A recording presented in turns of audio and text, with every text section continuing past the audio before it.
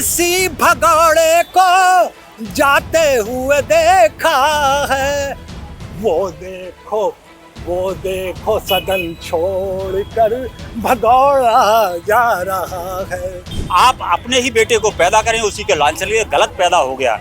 विपक्ष बेचारे के पास कोई मुद्दा ही नहीं, केवल हू हल्ला करना है, हंगामा करना है। मेरा नाम तो आदिल सिद्दीकी है, लेकिन प्रधानमंत्री की नज़र में, उत्तर प्रदेश मुख्यमंत्री की नज़र में मैं कठमुल्ला हूँ। नमस्कार, आप देख रहे हैं दी हो हल्ला। मैं हूँ प्रतीक खरे। लोकसभा हो या राज्यसभा, संसद का मानसून से चल रहा है और दोनों ही सदनों में जोरदार हंगामा हो रहा है। पहला दिन ऐसे ही हंगामे की भेंट चढ़ गया और दूसरा दिन भी बीत गया। आज शाम होते होते तीसरा दिन भी हंगामे की भेंट चढ़ गया। सत्ता पक्ष का आरोप है, ओम बिरला जी ने सदन के पटल से कहा कि विपक्ष चर्चा नहीं करना चाहता, हंगामा कर रहा है। सरकार चर्चा के लिए हर मुद्दे पर तैयार है, आप आइए सदन में बैठिए और चर्चा कीजिए। वहीं विपक्ष का अपना आरोप है। विपक्ष का आरोप है कि सरकार जवाबदेही से बच रही है। प्रधानमंत्री देश में नहीं है, जो विदेश जा रहे हैं। जब तक प्रधानमंत्री सदन के अंदर नहीं होंगे तब तक हम चर्चा नहीं करेंगे।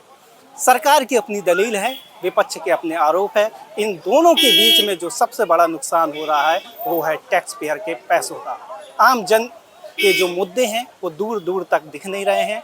आम जनता की आवाज़ संसद में कैसे आएगी, लोगों की जो समस्याएं हैं वो संसद में कैसी रखी जाएगी, इससे ना तो विपक्ष को कुछ लेना देना है और सरकार ने भी इस पर चुप्पी साध रखी है। सरकार का कहना है कि सदन में चर्चा हो, विपक्ष का कहना है कि जब तक प्रधानमंत्री सदन में नहीं होंगे तब तक चर्चा नहीं होगी।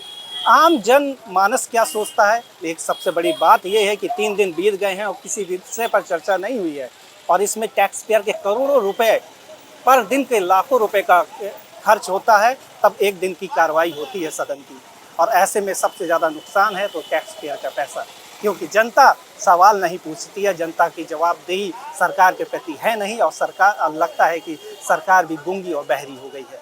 विपक्ष को किसी मुद्दे से मतलब नहीं है। विपक्ष को उन मुद्दों से मतलब है जिसमें वो राजनीति अपनी कर सके और सत्ता में वापसी कर सके। और यही कारण है कि जन सरोकार के जो विषय हैं वो दूर दूर तक नहीं दिख रहे हैं। आज हम लखनऊ के हजरतगंज में आए हुए हैं और तमाम लोग हैं जो जनता है उनसे बातचीत करेंगे और जानेंगे कि सदन में आखिर चर्चा हो तो किन मुद्दों पर चर्चा होनी चाहिए और वो कौन से विषय हैं जिनको सत्ता पक्ष के सामने विपक्ष को रखना चाहिए। तो आइए चलते हैं, लोगों से बातचीत करते हैं और देखते हैं उनके क्या विचार हैं। संसद में लगातार तीसरे दिन भी हंगामा रहा। विपक्ष का आरोप है कि सरकार सदन में जनहित से जुड़े, जन सरोकार से जुड़े मुद्दों को नहीं उठा रही है। वहीं सरकार का आरोप है, ओम बिरला ने भी सदन में कहा कि सरकार हर मुद्दे पर चर्चा करने के लिए तैयार है, आप शांति बनाए रखिए, हम चर्चा कराएंगे। लेकिन लगातार 3 दिन हो गए हैं, सदन में कार्रवाई नहीं हो रही है, आए दिन हंगामा देखने को मिला। इन तमाम मुद्दों पर हम लोगों से बातचीत करेंगे। सर, क्या नाम है आपका? सतपाल सिंह। मैं पहली चीज़ आपसे जानना चाहता हूँ, लगातार लोकसभा हो या राज्यसभा में हंगामा हो रहा है। सरकार का आरोप है, सरकार का कहना है कि विपक्ष किसी भी मुद्दे पर चर्चा, सार्थक चर्चा नहीं करना चाह रही। वहीं विपक्ष का आरोप है कि सरकार जन सरोकार के मुद्दों पर चर्चा नहीं कर रही है, प्रधानमंत्री सदन में नहीं है। जब तक प्रधानमंत्री नहीं रहेंगे हम कैसे देखते हैं इस मुद्दे को आप? तो मैं तो बिल्कुल, वो तो विपक्ष पूरा सही कह रहा है। भैया हम आपके उपदेश सुनने के लिए नहीं आए हैं, हम यहाँ आपसे चर्चा करना चाहते हैं। हम पहलगाम में चर्चा, हम मणिपुर पे चर्चा, हम जो अपना जो हमारे जो जहाज़ गिराए गए, जो हमने सर्जिकल स्ट्राइक किया, कितने लोग मरे, क्या है सब, और क्यों नहीं सेना को ऑपरेशन सिंदूर जैसी बात, क्यों नहीं ऑपरेशन वो सेना को आप जो पुराने जो उनके फाइटर जेट है उनको बदल के नए देने के काम कर रहे हैं, क्यों नहीं इस तरीके का आप काम कर रहे हैं जो देश हित में हो। मगर हम आपके उपदेश सुनने नहीं आए हैं, हम मुद्दों पर बात करने आए हैं।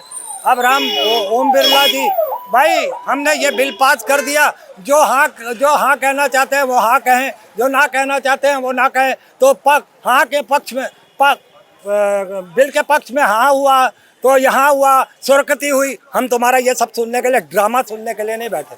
तुम बिल पास, पहले बिल पास कराने से पहले जो मुद्दे पेंडिंग है, हमारे जो विपक्ष के मुद्दे पेंडिंग है उस पर बात करो।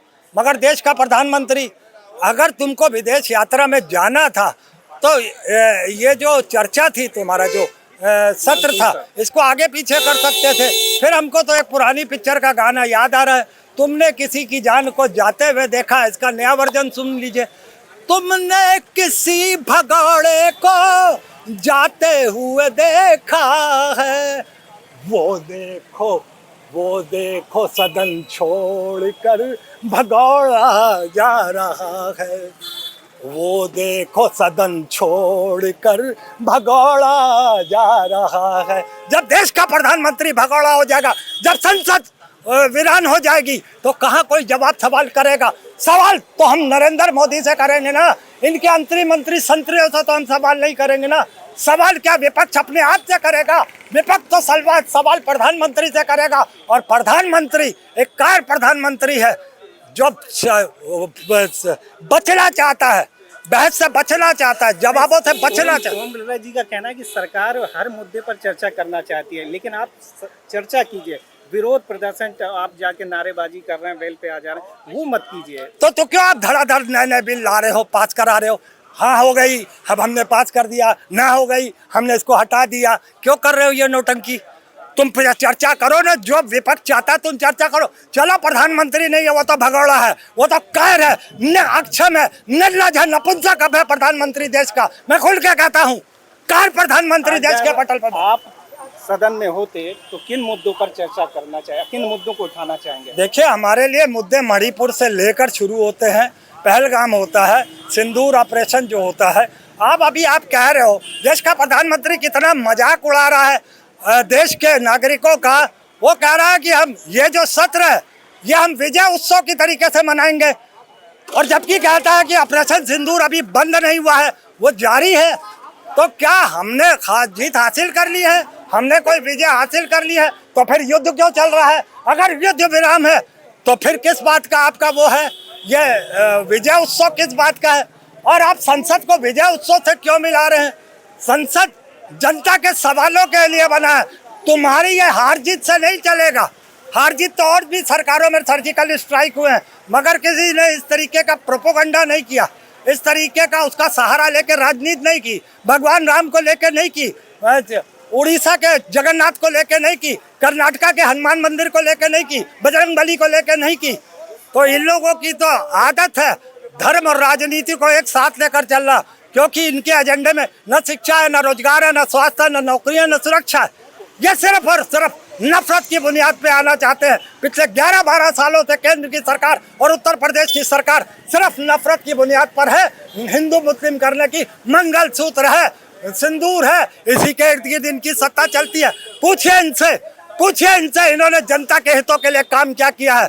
8 साल से मैं पूछता हूँ उत्तर प्रदेश की सरकार से, और 11 साल से मैं पूछता हूँ लोकसभा वो केंद्र की सरकार से। सवाल दे, जवाब देना नरेंद्र मोदी। भागा रखता है कारों की तरीके से, तो क्या सवाल होंगे और क्या जवाब होगा ये जानना पड़ेगा।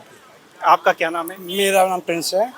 आप क्या कहना चाहेंगे? सदन की कार्रवाई नहीं चल रही है, लगातार हंगामा हो रहा है, लाखों रुपए जो टैक्स पेयर का होता है, एक दिन का लाखों रुपए खर्च होता है, और ऐसे समय पर जब सदन पर कार्रवाई नहीं होती है और वो पूरा वेस्ट हो जाता है, तो उसको कैसे देखते हैं? पहले तो ये प्रधानमंत्री को भगोड़ा कह रहे थे, मैं इसकी निंदा करता हूँ, क्योंकि अगर प्रधानमंत्री एक हफ्ते के लिए गए हैं वो आ जाएंगे, विदेश दौरा है। और अगर एक हफ्ता बाद अगर आपको कोई गृह मंत्रालय का सवाल है तो वो अमित शाह जी हैं, राजनाथ सिंह जी हैं, और विदेश मंत्री है। अगर ये सब पूछना है तो आप उनसे पूछिए सवाल। एक हफ्ता अभी तो सदन चलेगा ना, एक हफ्ता बाद प्रधानमंत्री आएंगे, आप उनसे पूछ लीजिएगा, भगोड़ा नहीं काम से गए। मेरा सवाल ये है प्रधानमंत्री से कि पहले मुझे ये बताइए कि क्या हमारा 5 राफेल गिरा, और 5 राफेल गिरा तो वो कैसे गिरा? PLF-150 चीन की जो मिसाइल है उसके द्वारा गिराया गया।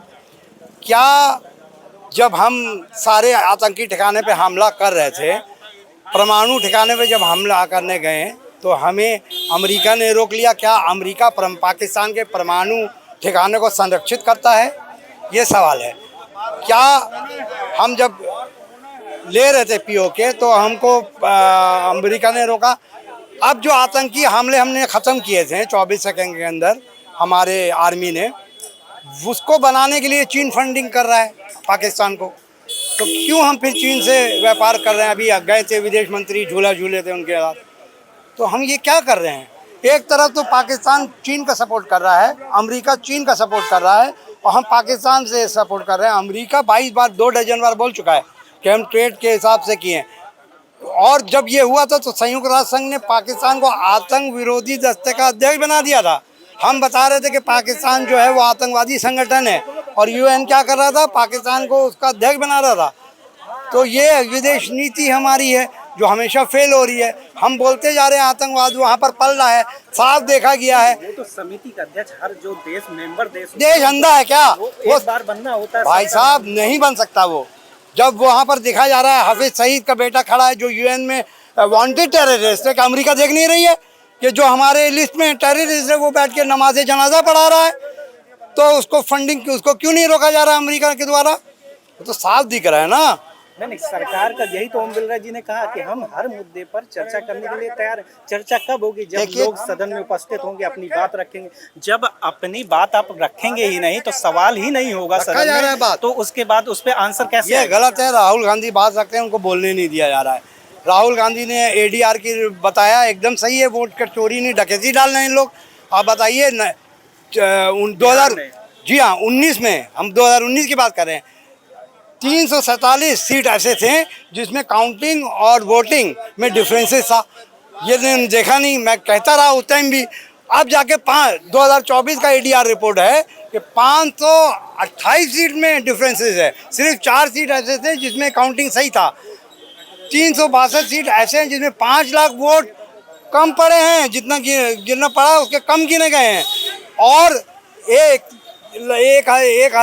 176 सीट ऐसे थे जहाँ 35,000 वोट ज़्यादा गिने गए हैं।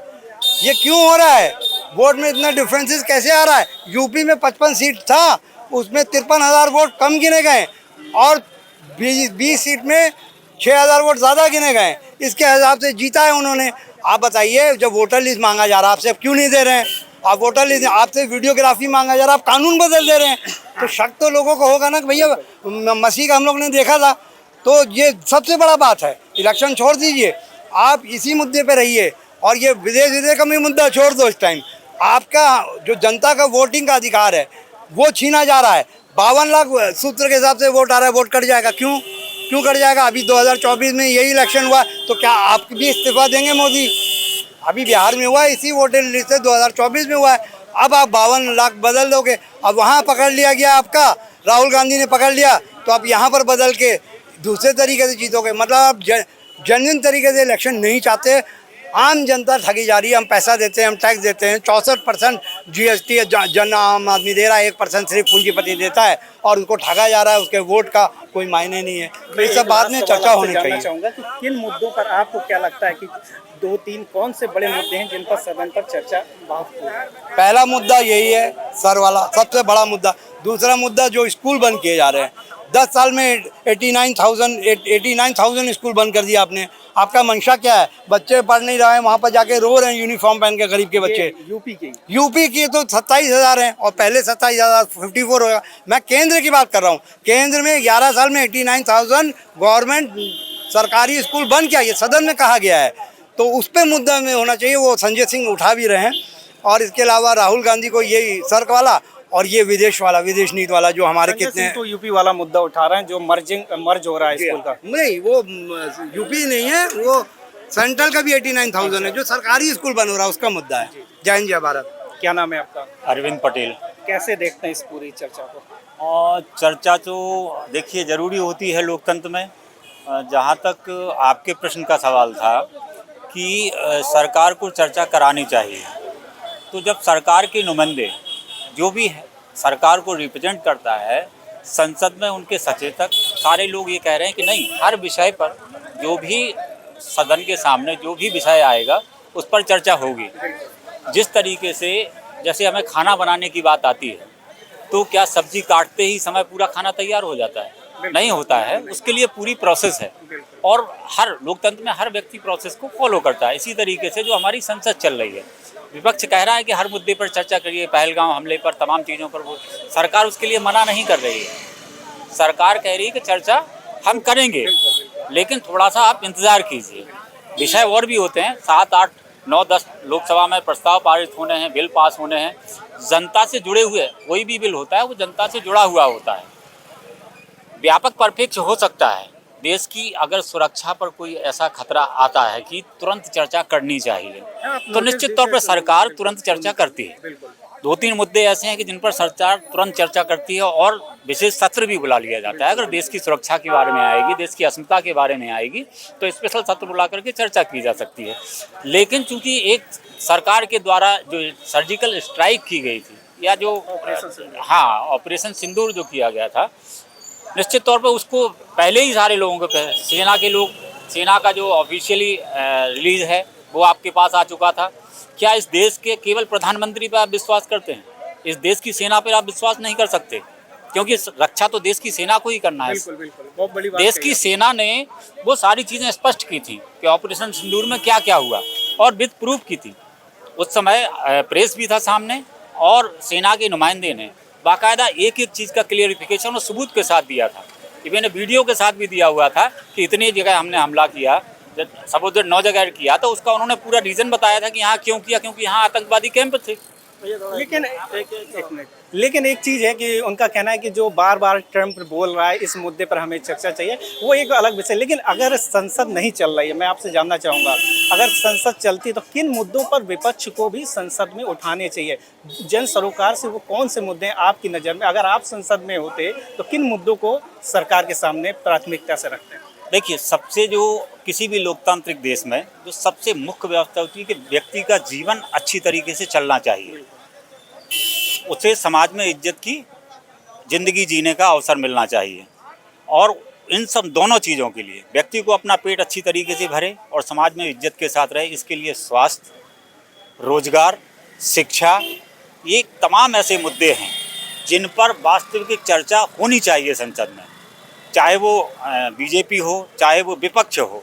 मैं देखता हूं कि विपक्ष केवल अपने राजनीतिक में किसी तरीके से संसद पर दोबारा आ जाऊं, मैं प्रधानमंत्री दोबारा बना लूं, इस चीज़ पर वो दिमाग ज़्यादा लगाते हैं। देश की जो वास्तविक समस्याएं हैं, आज गरीबी है, ऐसा नहीं ख़त्म नहीं हुई है गरीब, मजलूम वर्ग है, वंचित वर्ग है, जिसके पास आवास नहीं है, जिसके पास स्वच्छता रखने के लिए बाथरूम नहीं है, इन सारी चीज़ों पर चर्चा विपक्ष नहीं करना चाहता है। विपक्ष क्या करना चाहता है कि जिससे एक व्यापक हलचल पैदा हो, उसमें वो ट्रम्प को ले आएगा, बाहर कहना चाहता है राजनीतिक जिससे लाभ हो, ऐसे मुद्दों को विपक्ष संसद में रखता है, ना कि उन मुद्दों पर जिसमें जनहित से जुड़े हुए। भाई देखिए, अगर कोई भी पक्ष हो या विपक्ष हो, वो कर तो रहा है इस देश की जनता के लिए ना। यदि जनता स्वस्थ नहीं होगी तो क्या लोकतंत्र जिंदा रहेगा? अगर जनता भूखी होगी तो क्या लोकतंत्र में हर आदमी जिंदा रहेगा? नेता जिंदा रहेगा, सांसद जिंदा रहेगा, विधायक जिंदा रहेगा? तात्पर्य यह है कि जो मूलभूत आवश्यकताएं हैं, रोटी, कपड़ा और मकान की, उसकी चर्चा विपक्ष क्यों नहीं करता है? क्योंकि ऐसा नहीं है कि ये आज ही विपक्ष में है, कभी इनकी भी सत्ता रही है। जैसे कि अखिलेश यादव जी रहे हैं, कभी भी ये ओबीसी को अपने आप को प्रोजेक्ट करते हैं, लेकिन उन्होंने कभी सत्ता में रहते हुए केंद्र में भी सत्ता में भागीदार रहे और उत्तर प्रदेश में ही सत्ता में रहे। कभी उन्होंने ओबीसी के आरक्षण की बात नहीं की। 27% हर जगह लागू होना चाहिए, नीट में होना चाहिए, केंद्रीय सेवाओं में होना चाहिए, बहुत तरीके की प्राइवेट संस्थान है उनमें होना चाहिए। उस समय इन्होंने कभी नहीं, आज भी नहीं करते। अगर ये अपने आप को ओबीसी का सही नुमाइंदा मानते हैं माननीय अखिलेश यादव जी, तो इनको बैकबैट की बात करनी चाहिए, नहीं करते हैं। बैकबैट का वोट लेना चाहते हैं पीडीए के नाम पर, उनके लिए बात नहीं करना चाहते हैं। भाई आपका बैकबैट किस तरीके से जीवन जी रहा है, उसके लिए आपको संघर्ष करना चाहिए।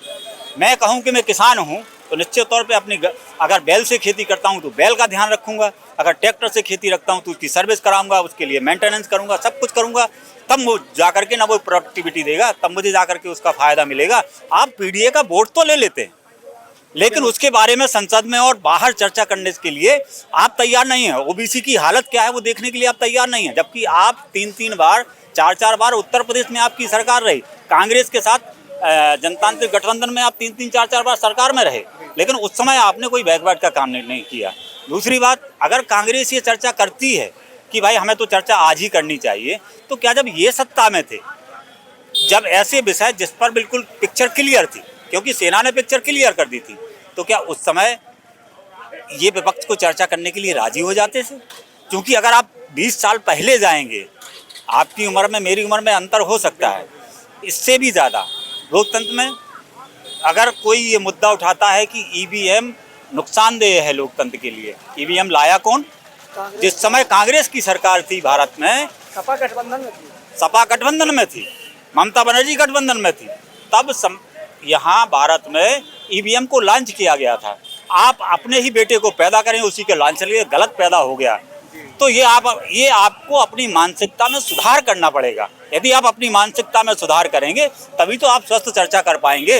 आप लोकतंत्र में बात कीजिए ना कि बैकवर्ड को क्या मिलना चाहिए, एससी को क्या मिलना चाहिए, जो समाज का वंचित वर्ग है, वो किसी भी वर्ग का हो, चाहे ब्राह्मण हो, चाहे ठाकुर हो, चाहे कुर्मी हो, चाहे लोधी हो, चाहे यादव हो, जो वंचित है, जिसके पास जीवन जीने के समुचित संसाधन नहीं है, उनको पूरा करने के लिए सरकार को और विपक्ष को सरकार से लड़ना चाहिए, ना कि केवल हम किसी तरीके से संसद में पहुंच जाएं, उत्तर प्रदेश पे कब्जा कर लें। ये सब चीज़ें बेमानी हैं।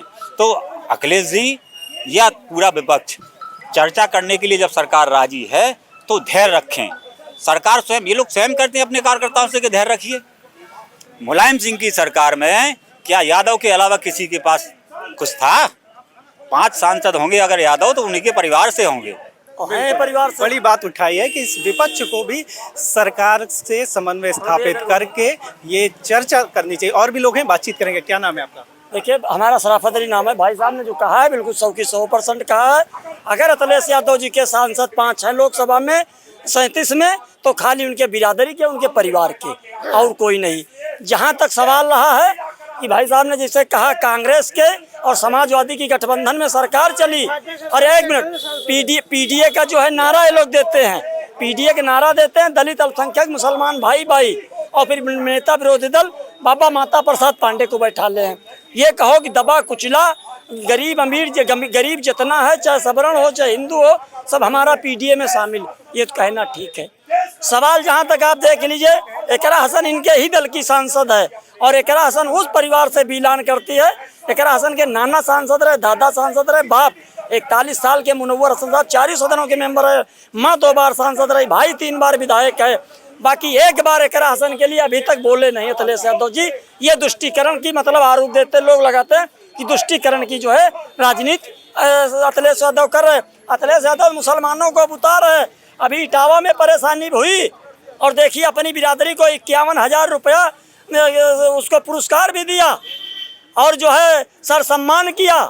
और आजम खां की बदौलत जो 3-3, 4-4 बार सरकार बनी, और उनकी बीबी जो है रो के वहाँ से तंजीब फातिमा गई। लोगों ने कहा कि क्यों नहीं, जो है क्या बात है आपके साथ? कल हमारे साथ में ऊपर वाला है, समाजवादी वाले हमारी बात नहीं कर रहे। संसद में किन मुद्दों पर चर्चा होनी चाहिए? हाँ, संसद में भी आपको बता दें, संसद में बेरोजगारी, महंगाई, भ्रष्टाचार, रोजगार, पढ़ाई लिखाई, नौकरी चाकरी, इस पर चर्चा होना चाहिए।